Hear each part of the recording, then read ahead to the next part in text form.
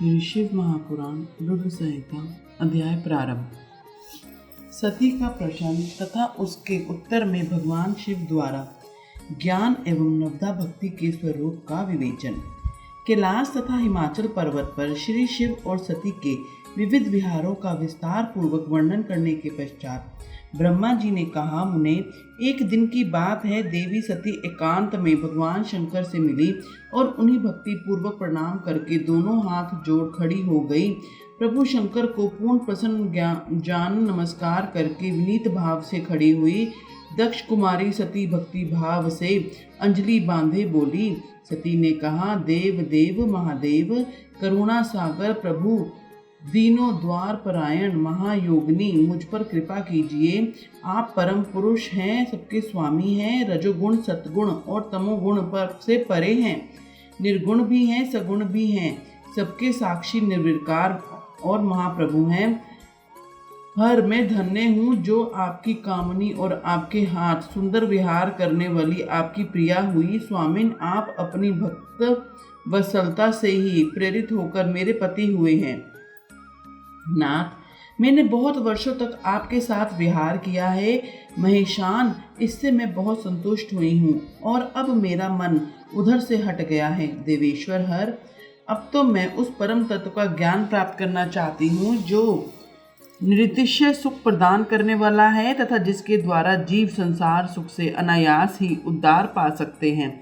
नाथ, जिस कर्म का अनुष्ठान करके विषयी जीव भी परम पद को प्राप्त कर ले और संसार बंधन में ना बंधे, उसे आप बताइए, मुझ पर कृपा कीजिए। ब्रह्मा जी कहते हैं, मुने, इस प्रकार आदि शक्ति महेश्वरी सती ने केवल जीवों के उद्धार के लिए जब उत्तम भक्ति भाव के साथ भगवान शंकर से प्रश्न किया, तब उनके उस प्रश्न को सुनकर स्वेच्छा से शरीर धारण करने वाले तथा योग के द्वारा भोग से विरक्त चित्त वाले स्वामी शिव ने अत्यंत प्रसन्न होकर सती से इस प्रकार कहा।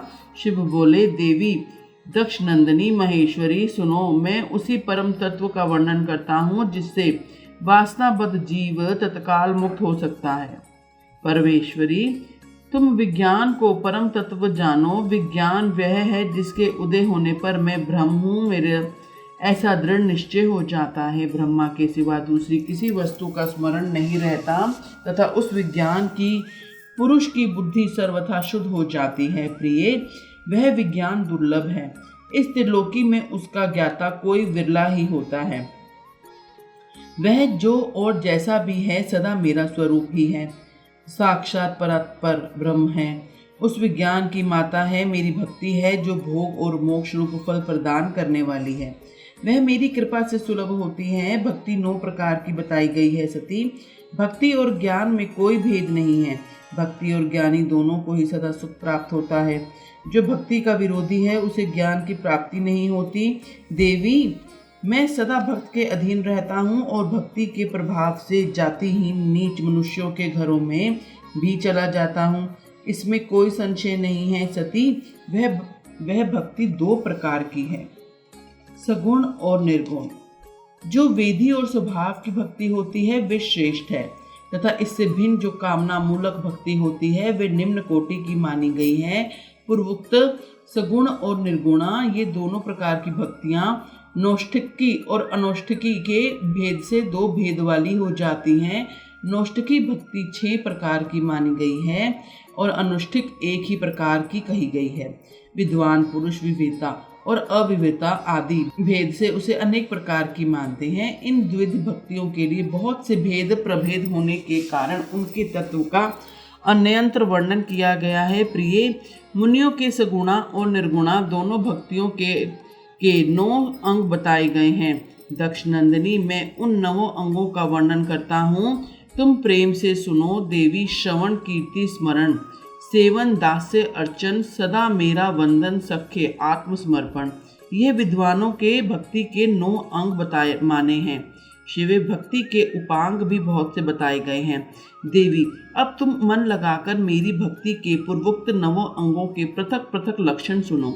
ये लक्षण भोग तथा मोक्ष प्रदान करने वाले हैं।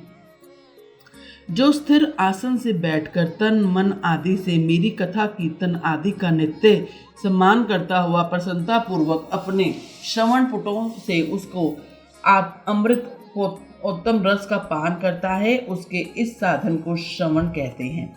जो हृदय काश के द्वारा मेरे दिव्य जन्म कर्मों का चिंतन करता है, प्रेम से वीणा द्वार उसका उच्च स्वर से उच्चारण करता है, उसके इस भजन साधक को कीर्तन कहते हैं।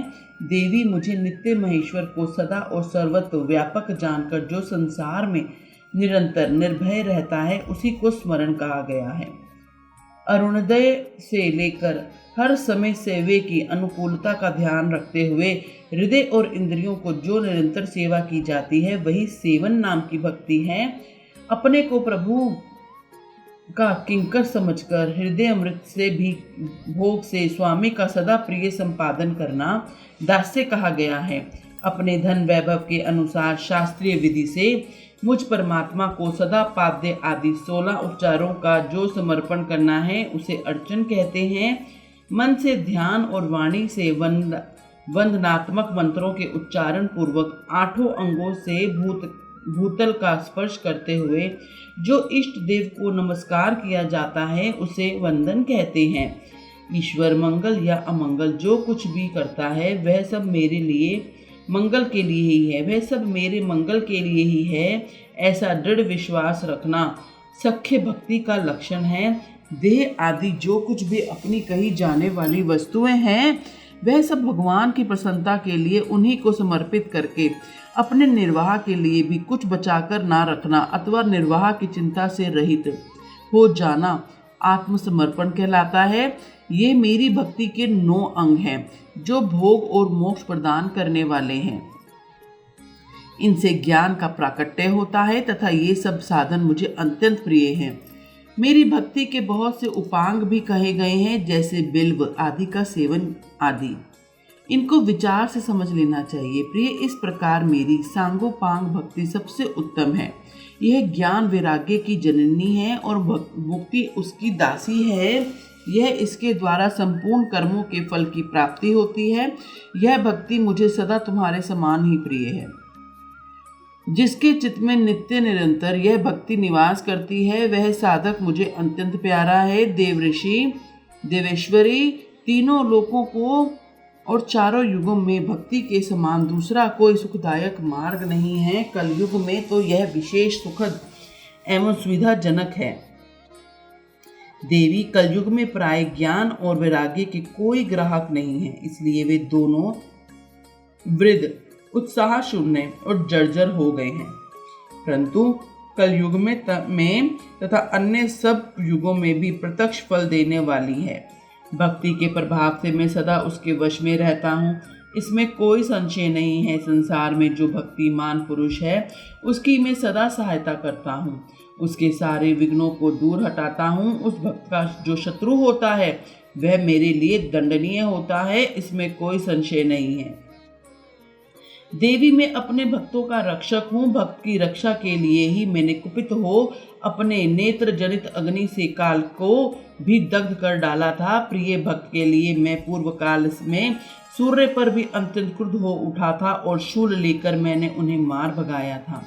देवी, भक्त के लिए मैंने सैन्य सहित रावण को भी क्रोध पूर्वक त्याग दिया, उसके प्रति कोई पक्षपात नहीं किया। सती देवेश्वरी, बहुत कहने से क्या लाभ है। मैं सदा ही भक्ति के अधीन रहता हूँ और भक्ति करने वाले पुरुष के अत्यंत वश में हो जाता हूँ। ब्रह्मा जी कहते हैं, नारद, इस प्रकार भक्त का महत्व सुनकर दक्ष कन्या सती को बड़ा हर्ष हुआ। उन्होंने अत्यंत प्रसन्नता पूर्वक भगवान शिव को मन ही मन प्रणाम किया।